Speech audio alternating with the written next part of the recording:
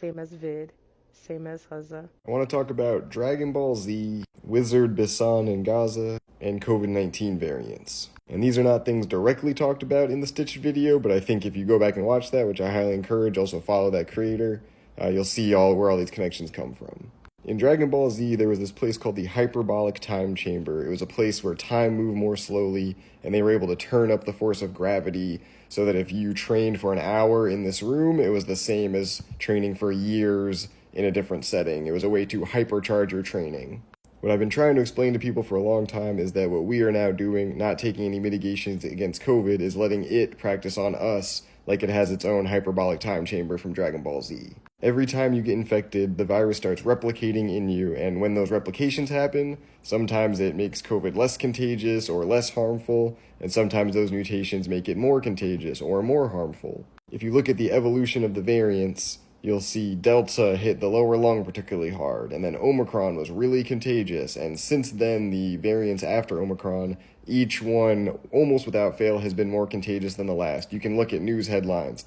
It'll say BA5, even more contagious, or, BQ1, more immune evasive.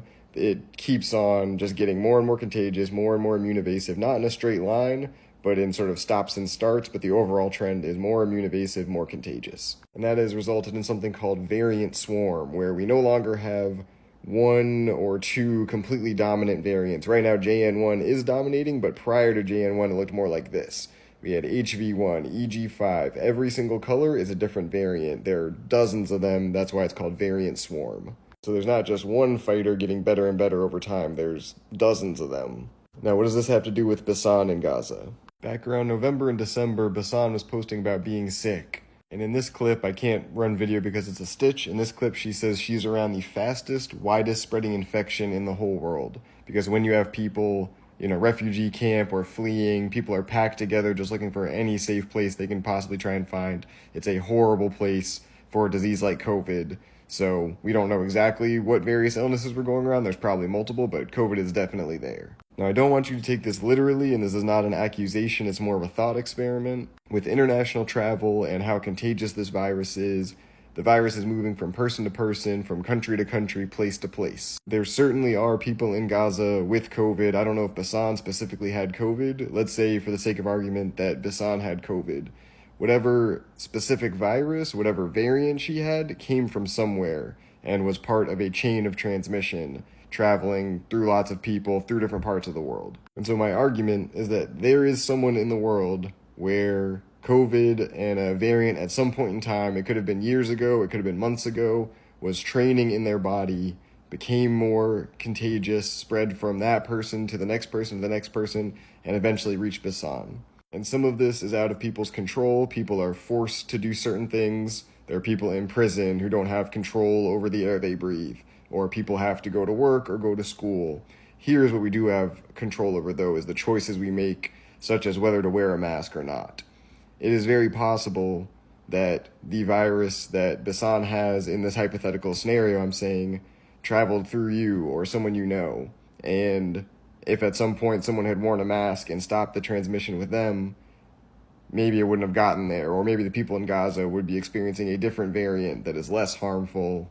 Now, I'm also not trying to be ridiculous. There are always, given how things have played out the last several years, there was always going to be COVID in Gaza because of government responses all around the world. I'm not blaming the individual people in these chains of transmissions. What I'm trying to point out is that all of us, if we're collectively doing a little bit more, if we wore a mask more often, if we broke more chains of transmission, we would not have all these variants duking it out, getting stronger and stronger and stronger. And so is it possible that the people of Gaza could be facing less virulent COVID strains if more people had taken it seriously and cut the chains of transmission that they're currently experiencing now, months or years ago?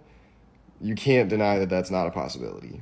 And so I'm just trying to draw attention to these chain reactions and how little decisions we make do have larger impacts. So I personally am doing as much as I can to not let my body be this training center for COVID. First, because it will do damage to me. Unpredictably, I may feel okay. I may have very, very serious consequences to it. And additionally, I don't want to get someone else sick. I don't want to potentially kill my neighbor. And even big picture, I don't want to give COVID a place to train and get better It's not something that I want to do. And also another conversation that happens sometimes, if COVID gets you despite you trying your best, there is no issue with that. You tried your best. I think I'm trying to talk to people who feel hopeless or say, what's the point? And I'm trying to tell you part of what the point is.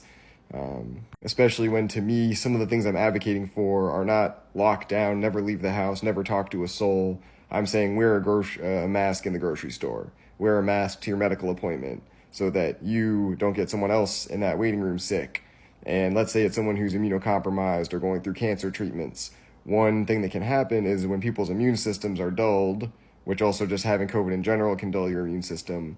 Not only does COVID go to work and practice, but it's getting to practice against a weakened immune system. It can set up shop in your body, which is called viral persistence. It can hang around for months. So actually, I didn't think about this before filming this video. The Parola variant that JN1 comes from is a BA2.86 variant. BA2 was a variant that was around over a year or 2 years ago. So when BA2.86 re-emerged, people said, where'd this come from? Like, BA2 hasn't been around for a long time. BA2 might have been, persisting in someone's gut, evolving, mutating, and eventually made it back out of someone. There are people who have COVID in their body for years at a time. It's looking like we can see it in wastewater.